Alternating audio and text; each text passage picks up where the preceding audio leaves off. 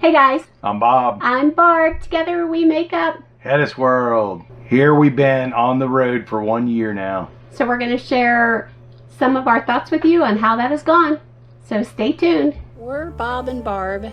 We've lived by the rules all of our lives. But in 2020, we threw that rule book out the window. We sold our home and moved full-time into an RV with our cat Amelia. And from now on, we will be living life our way. Don't you want to come travel in our world? So I'm going to start off with paring down. So that means that when we were getting ready to full-time RV, we spent 5 years researching, figuring out what we wanted, but we also spent probably 3 years of that time emptying out our house and getting rid of things ahead of time. So you want to be prepared when you're getting ready for this process. Yeah. And it is a lot of work. So next, Bob's going to go in a little bit about towing the rig and then moving day and all that kind of stuff. In the past, I have towed small trailers and goosenecks and stuff, but I've never towed anything quite this big. So for me, it was a big learning process of towing something 44 foot long. But I learned that it wasn't as hard as I thought it was going to be. I'm not saying that there's trials and tribulations with that, and you'll see in videos. The excitement on moving day for me was always, hooking the trailer up. And yeah, of course, you're a little stiff at first. But hooking that trailer up for the first time and towing it, and how easier it gets every time you do it. Yeah. But I've learned to actually enjoy it. I enjoy driving down the road. I enjoy, seeing how the trailer's reacting to the bumps in the road, how to make my turns, the excitement of a new location and where we're going. So I mean, that's part of our year that I really enjoyed, was always the unknown, I guess, in either towing and knowing where we're going and what we're going to run into or find out, new things on the road. Sometimes he enjoyed it with tightly gripped hands. Yeah. But he did enjoy it. Yeah, most of the time it was fairly simple. But yeah, there's always those times where it's not so much fun. The campground we're in right now is pretty tight. And so we're in North Carolina right now. It tested my backing skills. Let's leave it at that. Yeah, this is a real-time video, by the way. This is actually September. Our videos still show us in Texas. We're finishing up season 1. Yeah. But we're talking to you from season 2 through the magic of YouTube. We do have a checklist which helps us with moving. Yeah. We have a checklist that we got from someone else and we kind of made it our own. So I'm going to link that checklist below. But we kind of start out 2 days before we're going to move with the little things that we should be doing. And then the day before we're moving, a little bit bigger list. And then the day of the move, a bigger list. And then camp setup. The checklist for us works for us. And we've modified it quite a few times to make it work. And I'll list it out there.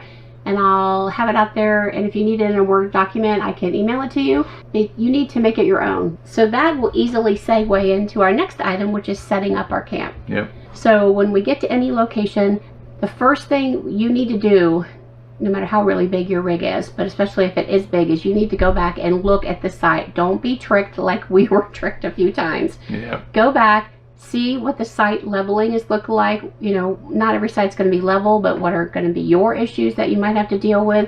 What trees are above you, behind you, in front of you? Will your slides go out? Check your electric box, plug it in ahead of time. Yeah, look for all your utilities, where they're at and where they are on your rig. We've had campgrounds where they're backwards.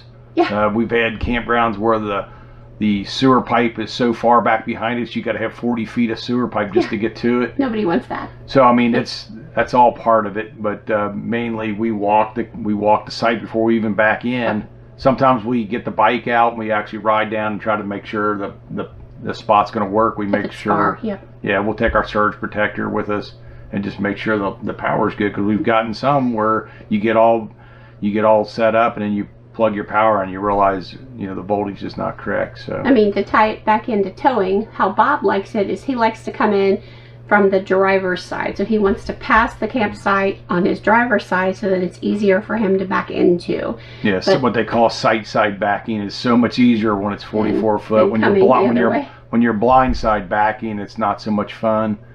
For me, I got Barb back there being my spotter, which is awesome. We have walkie-talkies. Yeah, I mean, without having a spotter, it'd be really hard to do, and I've seen people do it. Of course, a motorhome's a lot simpler, but I've seen people back fifth wheels in, and I I don't know how they know. Even with the cameras that are on this rig, it doesn't give you that true picture. So, and even sometimes Barb will tell me something and I have to still get out and look for myself. I have to, see it in my own brain. I prefer it because if something happens, I do want it to be my fault. The sight side, it's very simple because I can see right down that side. I just can't see sometimes out that right side when we're backing onto the site. You learn to communicate with each other, which we've learned a lot, but we're still learning. Don't let anyone try to take that process over. I had a person down in Texas say, "Girly, I got this." I was like, nope. Yeah, whether it's packing up or getting there and setting up or packing up to leave, you need to be in the zone. You need to be in a zone and you need to follow your checklist, and you don't want to deviate from that because that's when problems can happen. Yeah, it does. If you got a toy hauler or a garage unit, can I get the door open? Can I back up? Yeah, it involves a lot of thinking about little things that you never thought about, but you will learn. So, and then you will put it on a list, and it will be fine. Yeah. All right. So our next topic is making this RV our home. Yep. And I don't know if we've done that, Bob. I mean, from all that we've done. Yeah. Yeah, we still got more videos coming on making this our home. We've made lots of modifications to this to make it our home. And we try to call it our home as much as we can because it is. It's our home on wheels, and we don't think of it as a camper. When we're full timing, and we got people next to us that are part time or they're weekend people. Weekend warriors. We live differently. This is our home. If we want to take Saturday and Sunday and kick our boots off and sit and watch television, we do it. Yeah. And and stuff. Sometimes people feel like they have to be on the run all the time. Well, we're not that way because this is our full-time home. So sometimes we're not on the run. We're not on vacation. This is our house. Of course, we love sightseeing, but it's on our own time. We don't like to live anybody else's rules. Yeah, I mean, when you decorate your RV or your home, you decorate it to your own taste.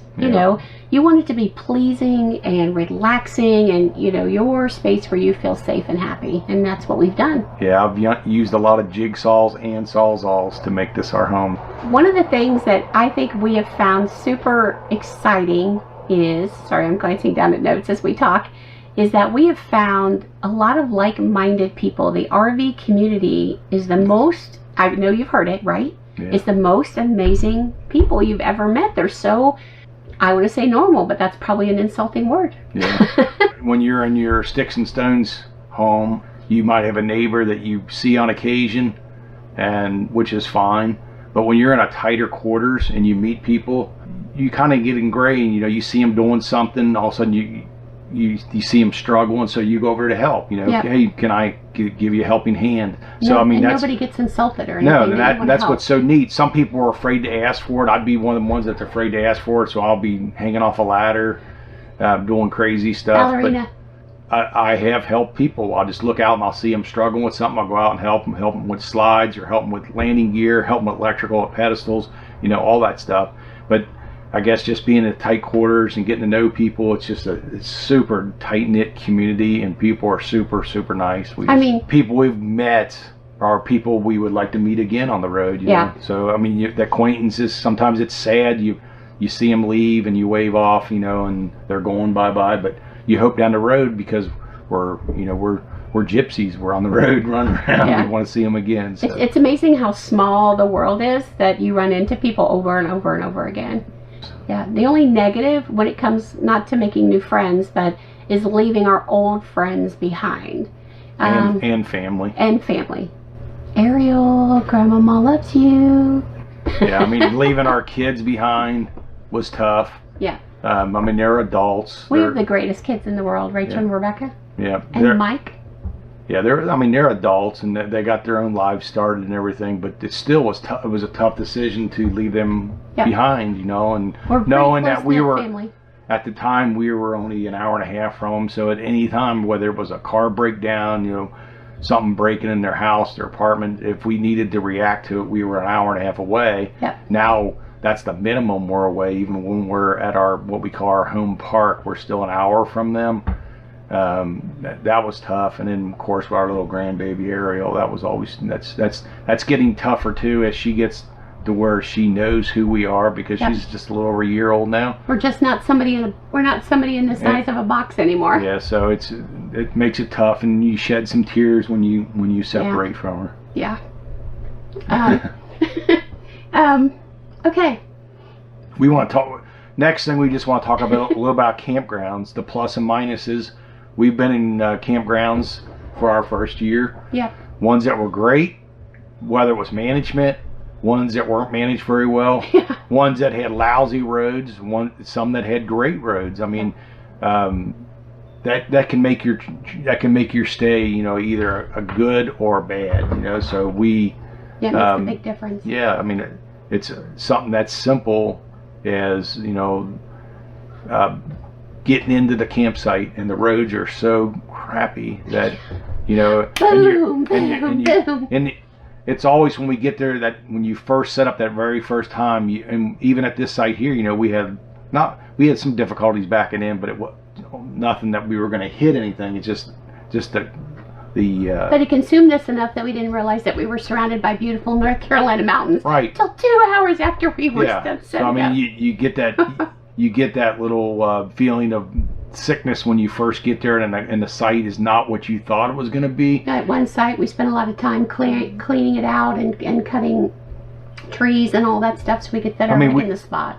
Yeah, we do our due diligence. We look at Google Earth. We try to get an idea of what the park looks like, what the entrance looks like. Sometimes the Google Earth is when the leaves are on the trees and things look different, and when you get there, it's like, holy smoke, this is a forest I'm trying to back through. So yeah, I mean, we're planners. I mean, that is for sure. We are planners. So the next item is that we have a huge love for travel, and we have our entire life. Bob traveled a lot as a child. I didn't. So he introduced me to the Smoky Mountains and other beautiful places, and then we took the kids on vacation every year, maybe twice a year, to major cities, and they saw historical monuments, and we had already been really in maybe 48 states is what I figure. Yeah, we even before this lifestyle, we love to travel. That was never going to be an issue with us with full-time living, because we love to travel. We love to see things. We love to see the beauty that most people don't see, whether it's a mountain, whether it's a field full of cows. Which we just saw this morning. Yeah, I mean, anything. I mean, we just love the sights and the smells and all that goes with travel, and not maybe so much the large cities. We're not a big city person. I mean, we've done all the history. We've seen the Liberty Bell. We've been in all the museums in Washington. We've been to Chicago and New York. But I think we feel at this point there's no need for us to really go into some of the big and major cities. I don't know. We've already seen them. We've already done them. And there's a lot of people doing those, and let them do them. We're interested in showing you things that maybe you haven't seen. Small town America. Yeah, that you the didn't small know town was museums. Yep. Some of the stuff we've seen on the road so far has just been incredible. Yeah, I mean, it is really amazing. The next thing I'm going to bring up that Bob is going to talk about is about breakdowns maybe on the road and how we've handled things. I'm one of those guys that gets very excited very quickly about almost anything. And something I have learned that the camper will have issues. Yeah. Whether it's a slide that won't come out, whether it's which your hydraulic lifts don't lift, and your hydraulic slides don't come up. All those little things that happen on the road drove me nuts. Yeah.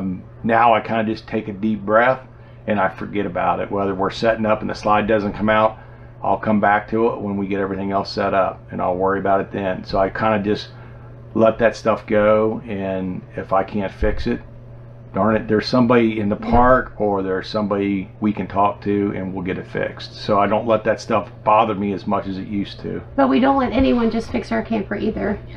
They have to be someone we think that's qualified and knows what they're doing if we're going to actually let them work on the camper. Yeah. I mean, and things happen. Your camper is moving down the road, and I know you heard it. It's a hurricane. It's a tornado driving down the road, and it's not even so much the camper. It's a lot of times it's the roads you're driving on.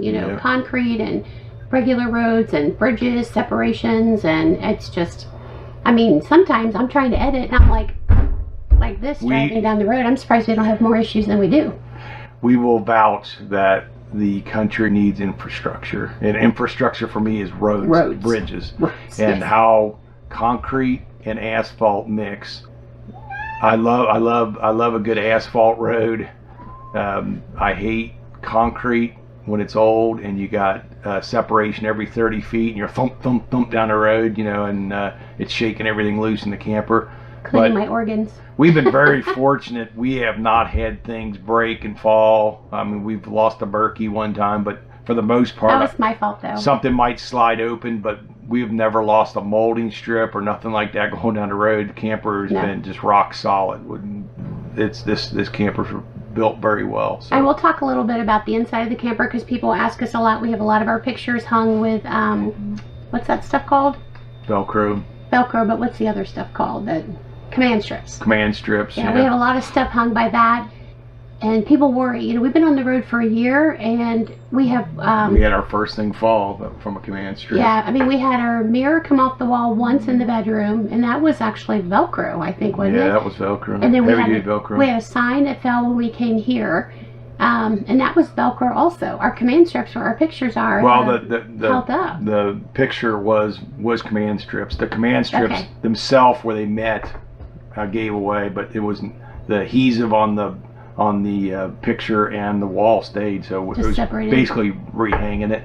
Yep. So that wasn't a big deal. It's not been a problem. And then the shelves that we've hung, the ones that you've seen that we have over here in the kitchen with the oils, and the one that we have in the bathroom, have been great until just recently. And we found this in other places where there's so much bouncing that screws will actually start to loosen up. So Bob has gone in and not the anchors into the walls, but the anchors where the shelves actually. Yeah, because we'll come in and my shelf was like slid out of its little holder and all this stuff was hanging on the edge, so it was just real easy to put it back in, and then he tightened everything up, and then you just go around and check then what else might be loose, you know, because of all the bouncing, and that happens. It's just normal life, part of preventive maintenance on the road. Yeah, I mean, we've been very happy otherwise with everything. We're going to be talking about food, trying new foods, healthy eating, and cooking in the RV.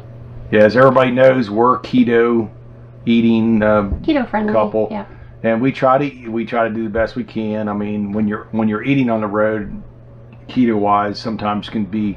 I'm not saying it's difficult. It's just that there's so many choices, and you want to try the food of the region you're at. Yeah, which we do. And sometimes it's not so keto friendly. But we'll try them, and we still will. You know, if we're out with another couple, we try to still do our best we can, you know. Yeah. And I mean, people are like, what does keto even really mean? I mean, for us, what it means is that we try to choose healthier qualities of meats. We try to choose farm raised eggs. Hi Maria, we love your eggs. We have just picked up a whole bunch of bacon. If you saw our Instagram post from our food supplier we were back home in Indiana. I mean, it's just finding farmers markets, better qualities of foods, and eating meals, you know, not so much processed food, not so much fast food. Yeah, we just basically cut out we try to cut out the breads and the sugars. I mean, that's what we're trying to do. And I love to cook, and he loves to cook, and I love to can, so we're fermenting vegetables, making like our own pickles, because we like different kinds of things, and some things have worked and some hasn't. Green beans, yes, sorry Sally, green beans taste good like that. Carrots, don't do it, it's awful. From, you know, trying to make our own beer, you know, we've made several different versions of a pizza now. We make our own peanut butter, we make our own ice cream, but that's what we like to do. We like to create, and if we were eating regular sugars and stuff, we'd still be doing the same thing, because that's just who we are. And I just canned a bunch of tomatoes and I make my own stock, so that's what we like to do. The next thing we're going to talk about is how incredibly beautiful America really is.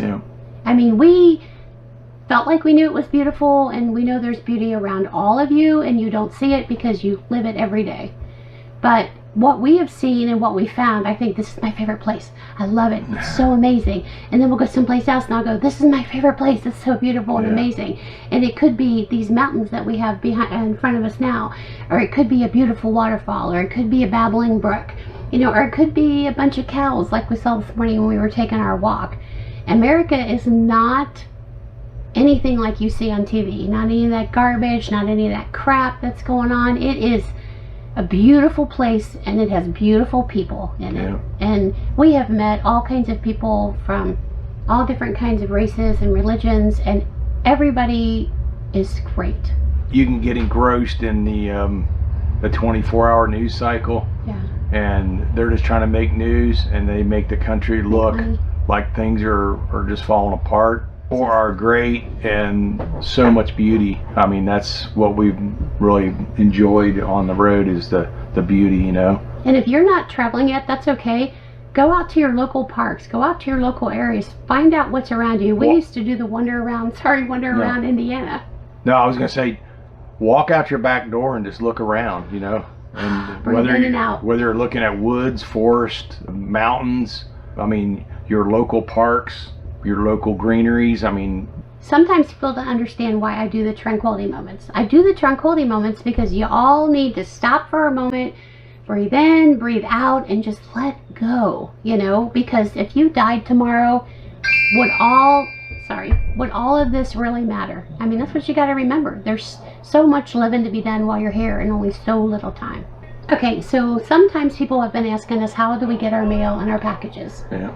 We have Escapees Mail Service, which is, it's a group we belong to, and we're part of the Texas domiciled group, which I know you've seen that video. But I can link it below too in case you haven't seen the video. But all of our mail goes there. Important documents, junk mail, you name it. But mostly junk mail. Yeah.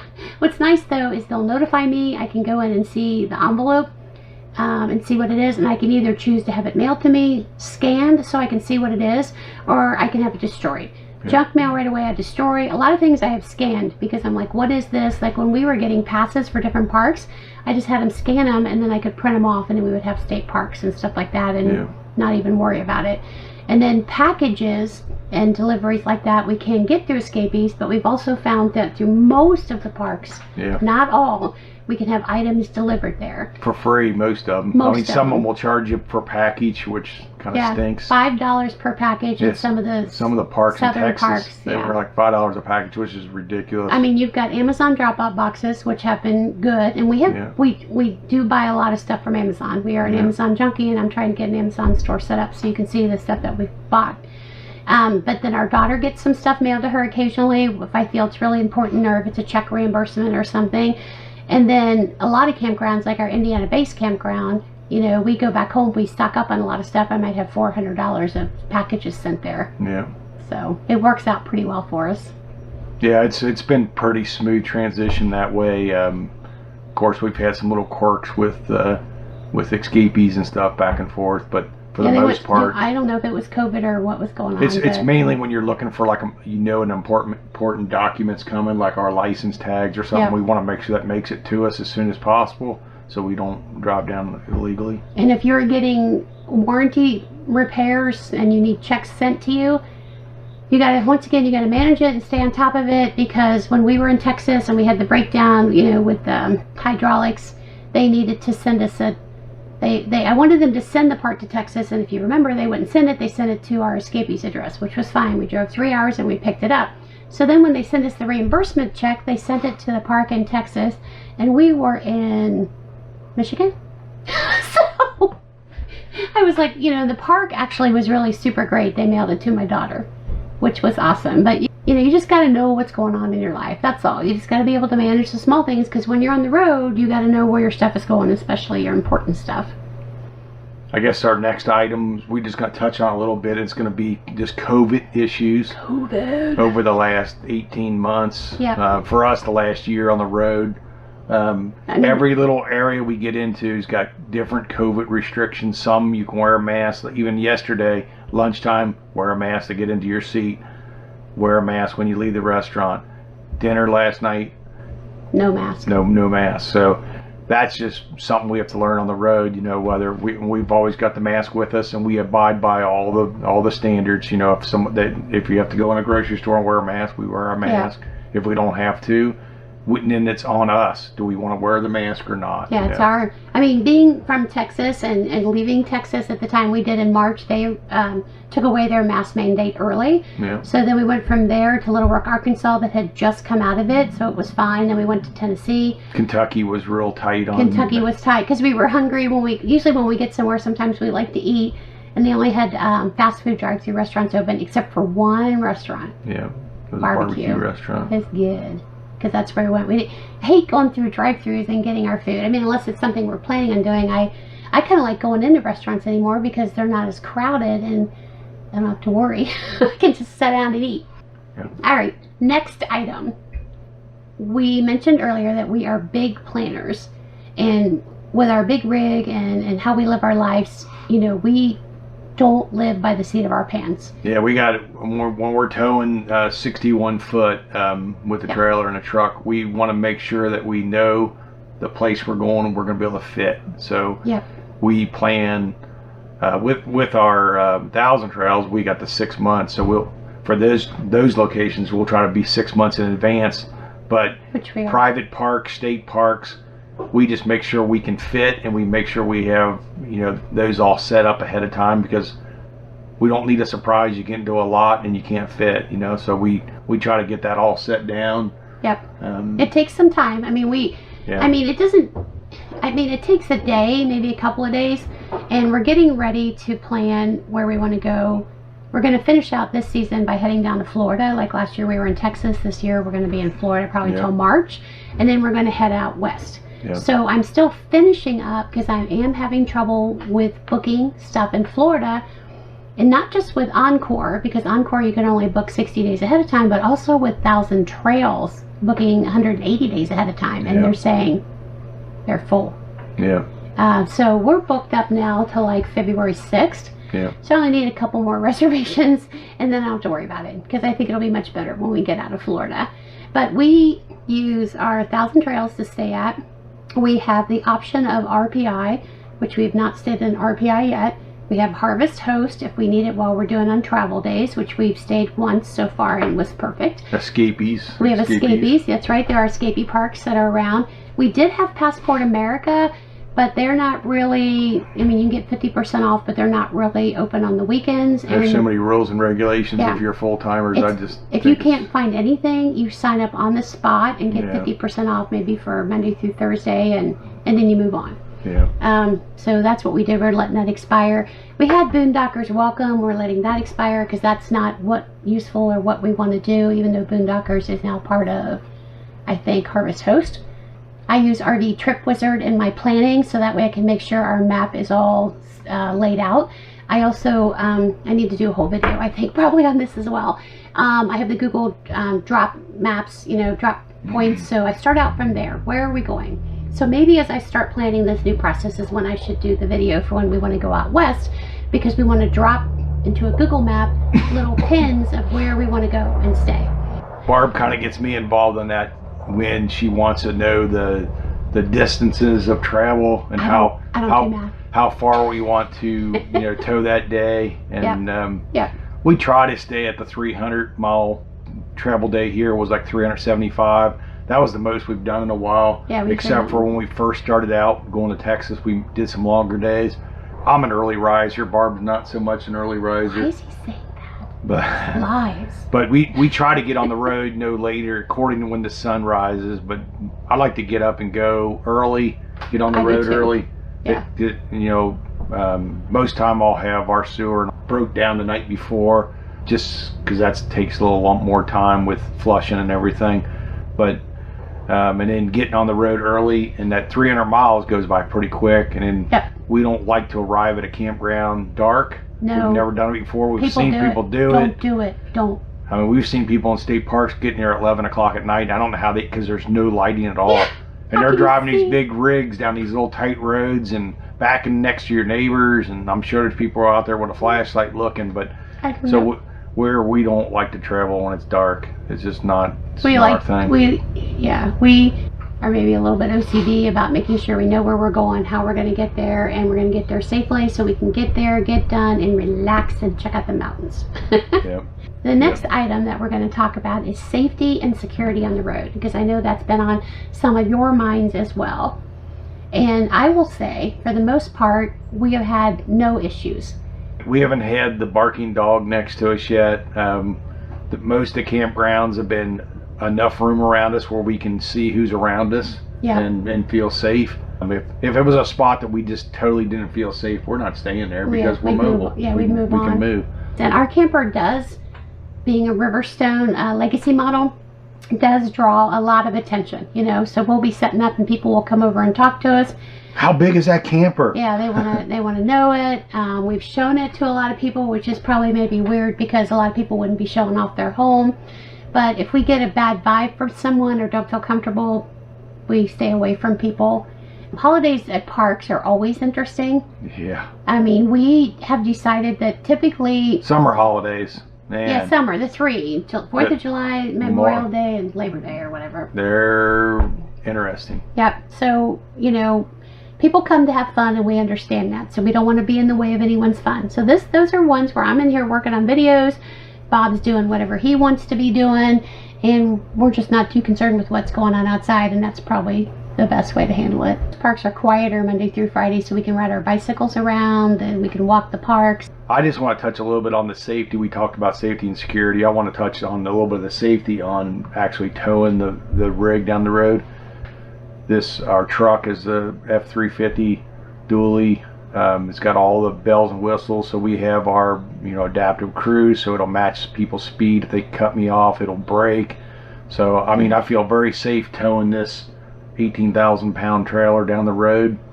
I just wanted to add that most people I have never towed anything quite this big before. I feel very, very secure going down the road with it. We've had some where people's cut us off where we had to hit the brakes. That's why you got that horn. Yeah, we used the horn, but we've never had really any kind of real problems with safety wise as far as avoiding an accident or anything like that. I try to drive under the speed limit. Yes. And I if I can, I try to stay in the right lane, and I try to watch the ramps coming in. I try to use cruise if I can, because we do have the adaptive cruise. For the most part, we stay in our speed limit. We're in no hurry. We're retired. We don't have to. Yeah. There's no reason. People got to go to work. They got things to do. We get the fifth wheel of motorhomes passing us on the interstate. The speed limit's 70. They're going 75, 80 mile an hour. I know, and their whole thing's like. I'm setting back like 65 mile an hour. There's just no reason for us to drive that fast towing something this heavy. So, I mean, we've not had any inclement weather to drive through other than heavy rains. Yeah, rain seems to love us on travel days. Don't wash your vehicle before no matter how well I try to keep the camper clean. It seems to rain as soon as we're hooking up. And we only had one time where we actually left on a rainy day, which really kind of sucks because you're doing everything in the rain. And it was an unavoidable rain. It stormed. It was a dry, dusty area in Illinois. It was coming down in buckets, but we had to hook up and put the raincoat on and do it. And then we were like, hey, we have umbrellas. Why don't we get these umbrellas out? So in the video you'll see us with umbrellas.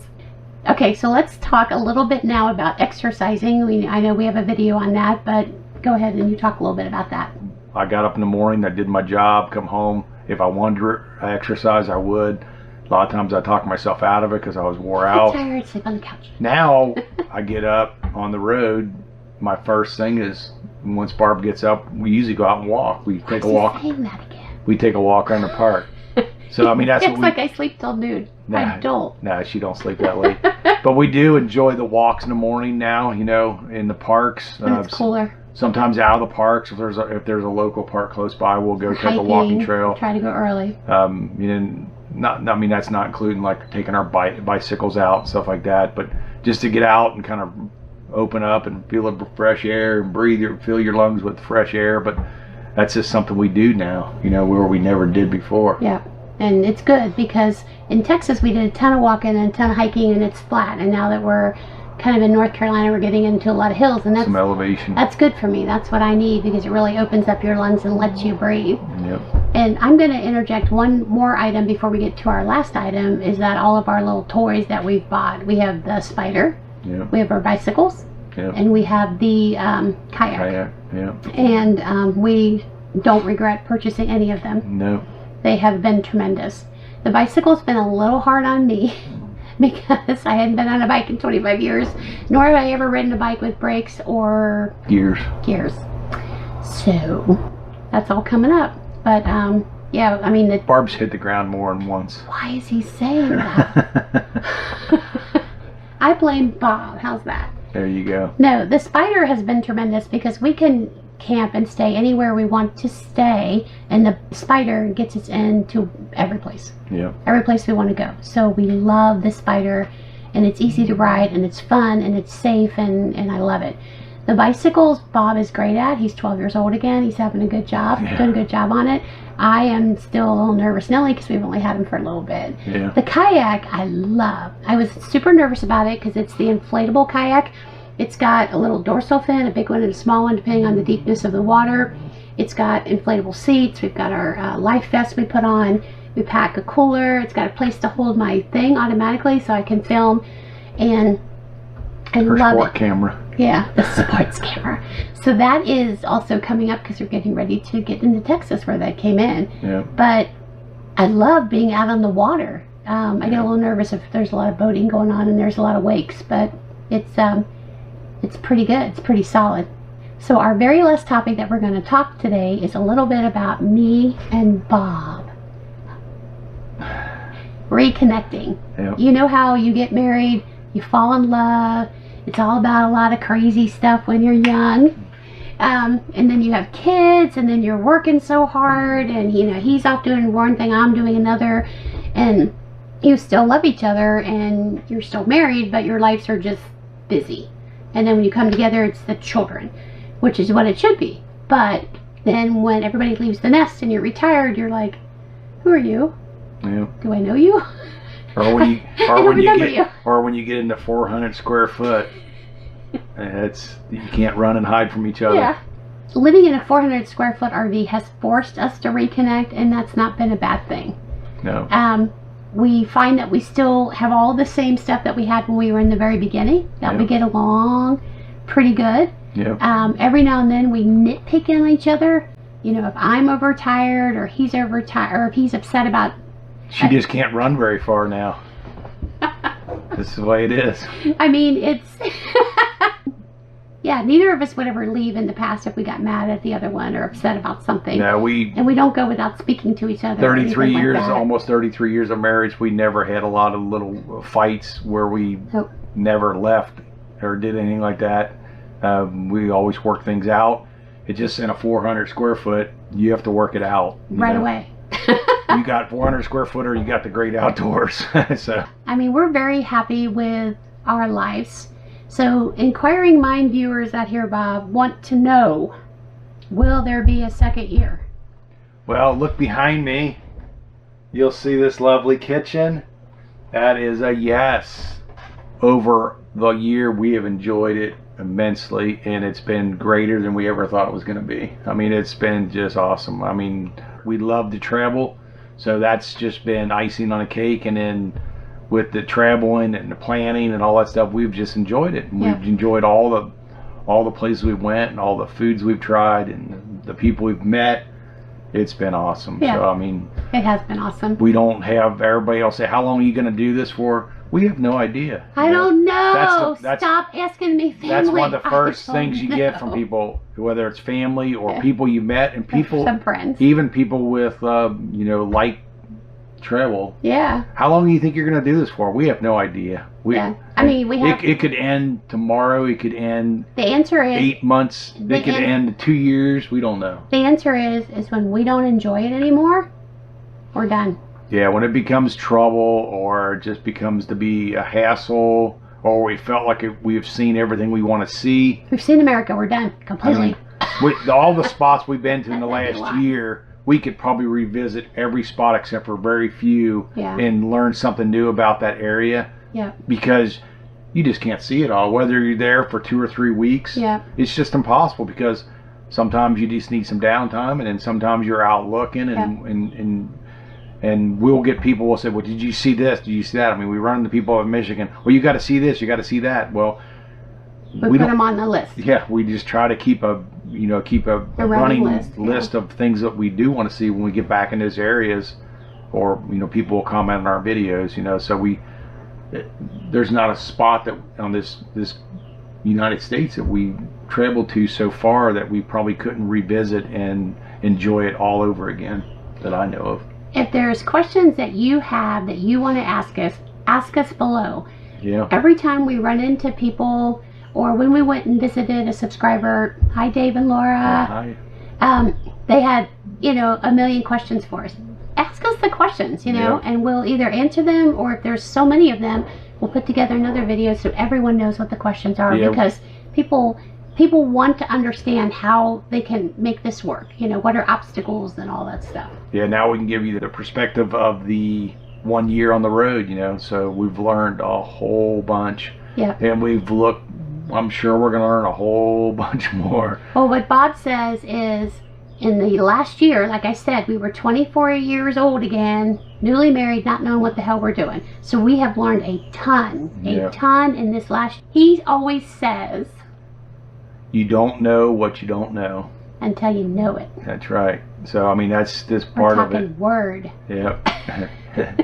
Take that to the bank, because you don't know what you don't know. So look at your own lives, figure out what it is that makes you happy. Take your old force control rule book yourself and throw it out the window and start writing your own. He's pretty good at that. Yeah. So we hope that you like this video. We would love to have a thumbs up. Yep. We want you to click that notification bell, because you need to be notified. Smack your friends and family. Tell them to subscribe to HetteshWorld. You want to learn life. Yeah. Share, share, share. Comment below. Ask us as many questions as you want. I don't care. I love answering them. It actually makes me happy and gives me joy to talk to you guys. And we want you to subscribe. Yep. There are 65% of people that watch our videos that don't subscribe. Yes, I'm talking to you. I can see you right through the camera. That's right. Subscribe. It doesn't cost anything. It's free. Go ahead and subscribe. We are so grateful for all the subscribers they have. They are the most awesomest group of subscribers I think that anyone has. I mean, I would not trade any one of you for anybody else's subscribers. You guys are awesome. So with that said, we're HetteshWorld. Come travel in our world. Bye.